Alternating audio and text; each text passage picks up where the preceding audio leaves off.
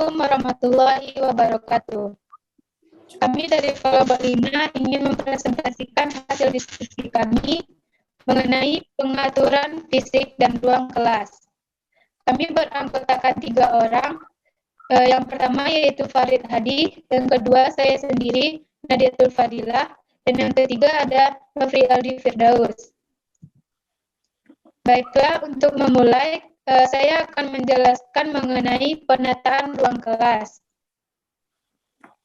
Menurut James Ellis Ormond, ruang kelas berarti membangun dan memelihara lingkungan kelas yang kondusif bagi pembelajaran dan prestasi siswa. Selanjutnya, agar terciptanya suasana belajar yang menggairahkan, maka perlu diperhatikan pengaturan dan penataan ruang kelas atau belajar. Penyusunan dan pengaturan ruang belajar hendaknya memungkinkan peserta didik duduk berkelompok sehingga memudahkan guru bergerak secara leluasa untuk membantu siswa dalam belajar dan pengaturan kelas. Nah, yang perlu diperhatikan dalam pengaturan ruang kelas yaitu yang pertama, ukuran dan bentuk kelas. Yang kedua, bentuk dan ukuran kursi dan meja. Yang ketiga, jumlah siswa dalam kelas. Yang keempat, jumlah siswa dalam kelompok. Yang kelima, jumlah kelompok dalam kelas. Yang keenam, komposisi siswa dalam kelas.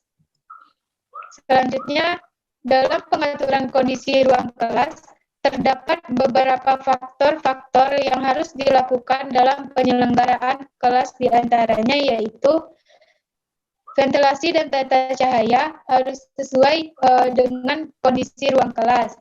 Nah, yang kedua, kebersihan dan keindahan ruang kelas. Yang ketiga, perpustakaan kelas. Yang keempat, media pembelajaran. Yang kelima, pengaturan tempat duduk. Yang keenam, ruang dinding dan langit-langit kelas. Yang ketujuh, lemari buku. Yang kedelapan, papan tulis. Yang kesembilan, lantai ruangan. Nah, yang selanjutnya yaitu mengenai prinsip penataan ruang kelas. Terdapat 6 prinsip penataan ruang kelas. Yang pertama, yaitu keleluasaan pandangan atau visibility.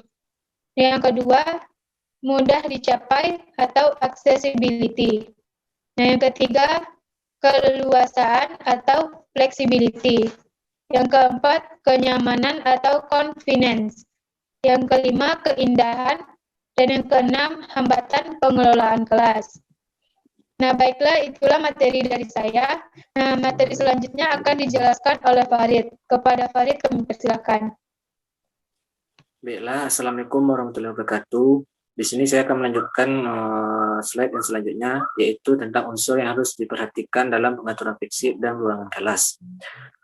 Pengaturan ruang kelas merupakan bentuk dari kemampuan guru dalam manajemen kelas dan menciptakan iklim pembelajaran yang baik bagi siswa. Selanjutnya,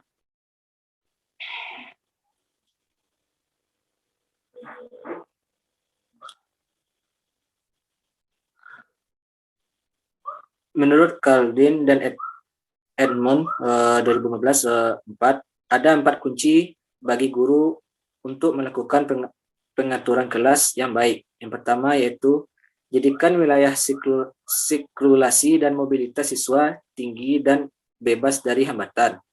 Yang kedua, pastikan setiap siswa dapat dipantau dengan mudah oleh guru. Yang ketiga, menjaga instrumen pengajaran yang sering digunakan dan perlengkapan siswa mudah diakses. Yang keempat, pastikan bahwa para siswa dapat dengan mudah melihat presentasi dan tampilan seisi kelas. Selanjutnya, ada beberapa tujuan tata ruang kelas secara khusus dapat disimpulkan. Yang pertama yaitu mewujudkan situasi dan kondisi kelas, baik sebagai lingkungan belajar maupun sebagai kelompok belajar. Yang kedua yaitu menghilangkan berbagai hambatan yang dapat menghalangi terwujudnya interaksi pembelajar. Yang ketiga yaitu menyediakan dan mengatur fasilitas perabot kelas yang mendukung dan memungkinkan siswa belajar sesuai lingkungan sosial, emosional, dan intelektual siswa dalam kelas. Yang keempat yaitu membina dan membimbing sesuai dengan latar belakang sosial, ekonomi, budaya, serta sifat-sifat individualnya. Baiklah, hanya segitu. Selanjutnya pengaturan fasilitas kelas yang akan dilanjutkan oleh Nofrialdi Firdaus. Kepada Aldi, dipersilakan. Baiklah, Assalamualaikum warahmatullahi wabarakatuh. Di sini saya akan melanjutkan materi dari Saudara Farid, yaitu tentang pengaturan fasilitas kelas. Pengaturan fasilitas kelas adalah kegiatan yang harus dilakukan siswa, sehingga seluruh siswa dapat terfasilitasi dalam aktivitasnya di dalam kelas. Pengaturan kelas diarahkan untuk meningkatkan efektivitas belajar siswa, sehingga siswa merasa senang, nyaman, aman, dan belajar dengan baik. Dalam pengaturan fasilitas kelas, terdapat beberapa aspek. Yang pertama, pengaturan ruang dinding dan langit-langit. Ruang dinding dan papan buletin menyediakan tempat untuk menampilkan hasil-hasil dari karya-karya siswa. Instrumen yang relevan dengan pembelajaran seperti ini yaitu terdiri dari tugas-tugas yang diberikan guru, peraturan kelas, jadwal pembelajaran, piket kelas, jam dinding, dan lain-lainnya. Untuk aspek kedua yaitu tentang pengaturan lemari buku dan material pembelajaran. Lemari buku yang berisi materi, bahan ajar, sebaiknya diletakkan di mana tidak menghalangi dan menghambat siswa dalam mengaksesnya. Maka letaknya harus mudah dilihat, mudah diakses, dan mudah diawasi, serta tidak menghalangi jalan.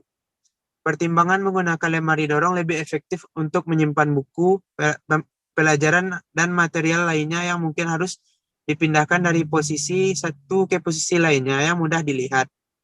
Untuk aspek selanjutnya yaitu pengaturan berkas portofolio siswa. Setiap siswa mempunyai dokumen portofolio yang berisi tugas-tugas dan pekerjaan mereka selama di dalam kelas. Maka guru harus menempatkan portofolio siswa di tempat yang mudah dijangkau dan ditemukan dalam susunan alfabet, seperti ditempel di tembok kelas yang panjang atau lemari kaca yang transparan.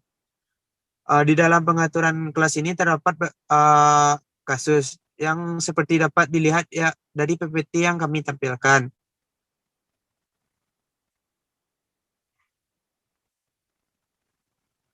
Sekian materi dari kami akhiri. Assalamualaikum warahmatullahi wabarakatuh.